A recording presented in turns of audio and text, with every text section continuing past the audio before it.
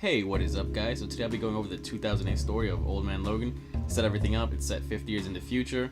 The villains took over the whole Marvel universe, and they split up the United States amongst themselves. Main character of the story is an older Wolverine. He's much more calm, and he refuses to ever use his claws to put up a fight due to an undisclosed event that happened in his past, which is revealed later in the story. So this story starts off with Logan coming back on horseback. He's heading to his farm. It's a bit run down. It's out in the middle of the desert. Turns out this desert is Sacramento, California, so something clearly has gone down in the past. Anyway, we're introduced to Maureen, his two kids, Jade and Scotty, and his family's clearly going through some hard times. The tractor keeps breaking down, they're short on rent, and they barely have enough to put food on the table. Dinner comes around. Maureen gives the idea that, hey, we should just sell the kids gaming consoles, but Logan is completely against that. There is no way we're selling the kids toys. After dinner, Logan and Maureen are outside. They're talking, and the idea of the landlord comes up. They're like, hey, stuff's gonna go down if we don't have money for that. And you know what they do when you don't make rent? You heard what happened to the family over the ridge. And we find out that their landlords are actually Bruce Banner's grandchildren. 2 days pass, and rent is due, and there's a rumbling off in the distance. And it gets closer, and in comes the Hulk's cannibalistic hillbilly grandkids, and they're riding out in a graffitied Fantastic car. When they get out, Miss Banner comes up to Logan and tells him, we know you don't have the money, so they give Logan the option of either getting pummeled half to death or they can destroy his entire farm. And Wolverine gets the idea that maybe he should just pull out his claws and just kill them right there on the spot, but that'd just be a bad move and he'd end up killing everyone else. So in the end, he decides to just stand there and let him get beaten. So they're beating him up, pummeling him, and there's blood everywhere. And thankfully, because of his healing factor, he survives. And as they walk away, they tell him, hey, double next month or everybody dies. Later that night, a blind Hawkeye comes to visit Wolverine, and they're talking and they're catching up, and Hawkeye brings up a job offer. He goes up and tells Wolverine, hey, I have this plan I'm doing. I have a delivery I have to make to Washington, D.C., which is now called New Babylon, and I need someone to be my eyes because I'm blind now. So Wolverine starts considering it, and Hawkeye tells him, in return, I'll give you $500, which is more than enough to pay off the Hulk gang. In the end, Logan didn't really have any other idea of how to solve this, so he ends up accepting. So that night, they pack their bags, and the next morning they're ready to leave. Hawkeye pulls up the Spider-Mobile, Logan says goodbyes, they start heading towards San Francisco. And by the time they get there, it's become nighttime, and Logan remarks that the entire city is empty for miles. What's going on? They're driving, and he spots a group of Moloids. And Hawkeye tells him that the Moloids have been attacking and sinking entire cities all over the world. They get out of the car, start looking around to see if there's any survivors, but as they're about to leave and get back in the car, Hawkeye's kicked in the face by a member of a roving biker gang that keeps calling themselves the Ghost Riders. They have their motorcycles, wheels are on fire, and they have tattoos of skulls over their faces. So Hawkeye's on the floor, and Logan's not even putting up a fight, he's letting himself get beaten. So they start working towards the car. They hear that there's a guy out here trying to do a delivery. They open up and they're ready to take the briefcase that has the drugs in it. And an arrow goes flying through one of the leaders' heads.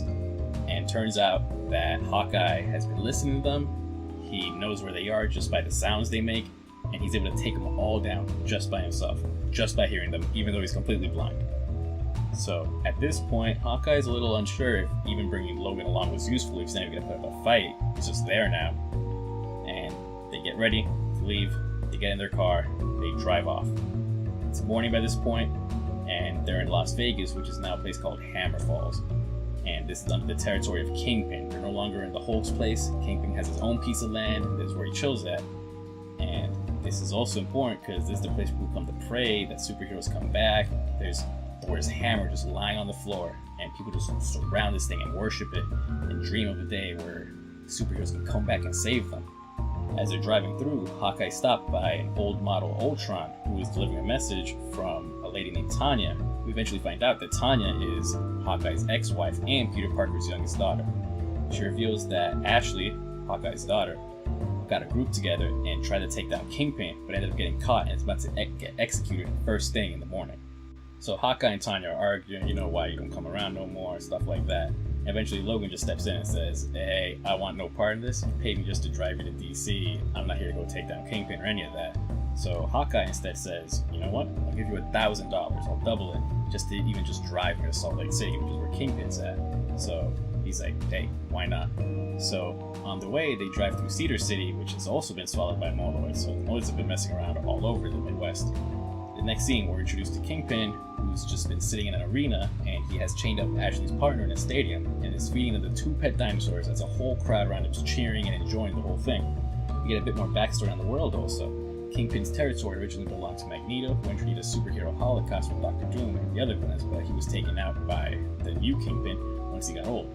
So Logan and Hawkeye are nearby rooftop. They've been watching the whole thing go down. They're doing surveillance and they're preparing a plan. And Hawkeye comes up with one. They take the Spider-Mobile, ride it along the skyscrapers, and crash it into the neighboring building on the floor where Ashley's being held. Hawkeye starts taking out all the guards by himself. Logan's just sitting in the car and just keeps saying, I'm not going to do anything. And they end up just shooting everyone out with just arrows. He releases Ashley from her cell, and Kingpin hears the commotion, and he barges in, what the hell is going on? And as he walks into the room, Ashley grabs a gun off the floor and ends up swinging it so hard at Kingpin that his head comes flying clean off.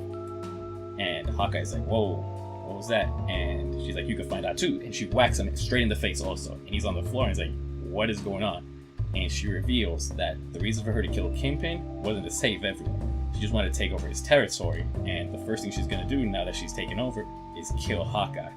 And on the other side of the broken wall, Logan has seen everything, he heard everything, and he has his hand on the steering wheel, and he's revving that engine. So Logan is staring down Ashley, hand on the wheel, and he just floors the pedal. He goes straight, and instead of even hitting Ashley, he just swerves around her, grabs Hawkeye, and crashes through the windows. He pulls some Fast and Furious, lands on the next skyscraper, and just keeps doing this until eventually he's out on the street. And Ashley's just staring him down from the building, and she has her new goons, she calls them out, and sends like 50 people after them. 2 of them are even on dinosaurs, and they're speeding out in the desert. There's a rumbling, and all of a sudden, the ground just splits open, and it takes everyone down. Everyone goes flying down the chasm. 2 hours pass, and Logan's one of the first people to wake up, and he cracks open a glow stick, and he's just surrounded by Moloids, and they're just feeding off of all their dead bodies that are down there. Everyone else who fell in there, they've just been eating them alive. And Moloids are scared of light, so he uses the glow sticks to scare them away. He finds Hawkeye, who's in the flipped over Spider-Mobile. He saves them, he flips them out, and they just take it and they just drive right out of there. And off in the distance, you can see all the Moloids just eating everybody who's down there still. They keep going, they're driving. At this point, Ashley's kind of irrelevant to the story, honestly. And they're on the way to DC. They drive through Wyoming, which is just filled with dinosaurs. They see the corpse of Loki, which is under the Baxter building now. They find a newly remodeled Mount Rushmore, which now has Red Skull's face. And the whole time, though, they're being stalked by the Venom symbiote, but they don't even know it. So Logan and Hawkeye finally decide to take a stop. They go out in the middle of nowhere. There's a bar out there in Iowa, and they almost get in a bar fight. And this is where Hawkeye finally asks, what happened to you that you just refused to fight? Like, what happened to you in your past?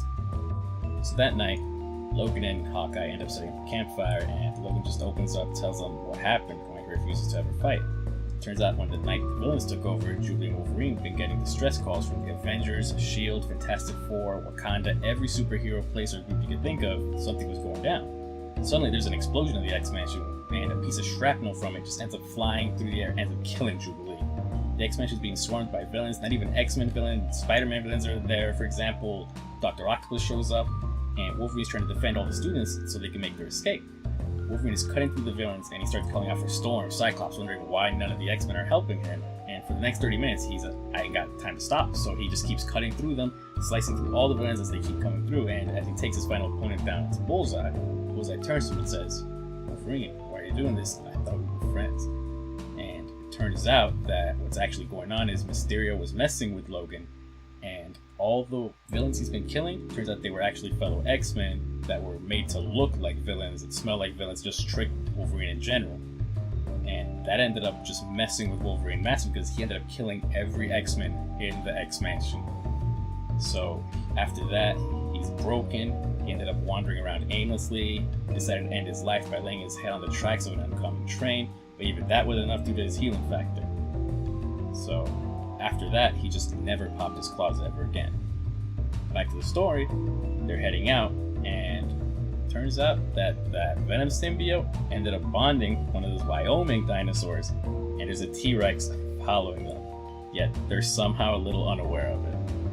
So Logan is flooring it as Hawkeye is trying to use the Spider-Mobile's Gatling gun to try to shoot down the dinosaur, but it is not stopping. One, he's missing almost every shot because he's blind, and two, it's a dinosaur bonded with the symbiote. Thankfully, there's someone who's watching them, and they send out Black Bolt to help them out due to the symbiote's weakness to sound. Right after the symbiote is destroyed by Black Bolt, they're teleported to a base. It's revealed that the person watching them has been Emma Frost, and she's still alive and survived due to marrying Dr. Doom. So Emma Frost helps them, she repairs their vehicle and lets them continue on their way while briefly hinting that what Hawkeye is delivering ain't exactly your regular old drugs. They finally reach New Babylon, and Hawkeye reveals that, okay, yeah, I'm not really delivering drugs. Turns out inside the briefcase were 99 samples of the Super Soldier Serum, and they're planning to form a new Avengers group to take down the supervillains. Well, they get to the meeting spot, they meet with the guy, they're talking, and Hawkeye is, hey, can I get in on this? Can I get a serum? I want to have a part in this. Turns out that the people they were meeting with worked for Red Skull, and it's all an event. Hawkeye and Logan are gunned down, and the killers just end up grabbing the briefcase and walk away with all the vials. In the Red Skull's new White House, it's completely decorated with Nazi regalia. He's standing there wearing Captain America's costume, and he's gloating in front of all his trophies, which include Iron Man's armor, Doctor Strange's cape, and even the Thing's dismembered hand is in a glass case. The people who killed Logan and Hawkeye walk in with their corpses over their shoulders, and they have the briefcase full of all the vials. Of course, Logan's healing factor kicks in, and he comes right back to life. He takes down his captors, begins going to hand with the Red Skull. He's in his old age, and Red Skull's actually getting the upper hand on Logan. Logan ends up grabbing the Captain America's shield, and he actually starts winning the fight again. Eventually, he's able to corner Red Skull, and Red Skull is like, come on, you're not gonna really kill me. And wrong move, because Wolverine ends up grabbing that shield and ends up chopping Red Skull's head clean off. He puts on Iron Man's armor, grabs a briefcase full of money, which is for the people that were supposed to buy the vials, and he just gets out of there full speed, starts flying back towards California. He's flying, finally gets home, and his neighbor's out front. He has some bad news. Turns out the Hulk gang came calling earlier than they said they would, and massacred Logan's entire family. His neighbor's like, hey, you should just bury them. Don't do anything hasty. But Logan's had enough. After 50 years, Logan finally releases his claws. So Wolverine has begun hunting down each member of the Hulk gang. He finds 2 at a watering hole trying to wash the blood off themselves, and there's 3 at a bar celebrating. One of them's eating a human arm. Anyway, with each kill, he keeps cutting them up, leaves them in chunks so that there is no recognizable part of them. He eventually grabs one of them, straps him to the front of the Fantastic Car, goes with explosives, and sets to autopilot right through Banner's trailer park, running over and flipping trailers till it explodes, taking down at least half the crew of the Hulk gang. Wolverine himself shows up, and no problem, cuts right through every other member of the Hulk gang. Eventually, he goes up to the cave, and in the cave is old Bruce Banner. And Bruce Banner, don't wake the baby. There's a baby in the back of the cave. And they end up fighting. Turns out Bruce Banner still has the strength of the Hulk, even when he's not in Hulk form. And they're duking it out. Eventually Wolverine gets the upper hand and pulls out his claws and stabs right through Bruce Banner's heart. But that's not enough. Bruce Banner ends up shifting into the Hulk and begins eating Wolverine alive.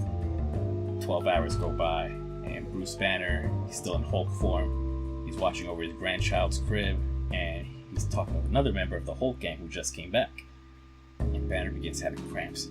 And then Wolverine ends up bursting right through the stomach. There's blood and guts flying everywhere.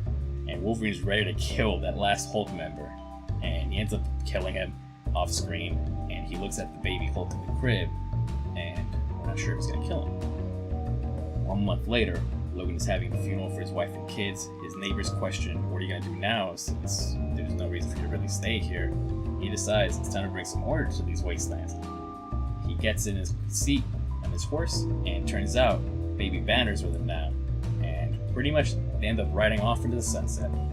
So yeah, and that's the story of the original Old Man Logan storyline. There's actually a sequel and a prequel, which I might cover sometime in the future. Anyways, thank you so much for watching. Feel free to give a follow, like. Tell me how you feel about this version of Wolverine, how you felt when we finally brought out the claws, and what are some other stories you'd like to hear in the comments. Alright, have a great day guys, take care.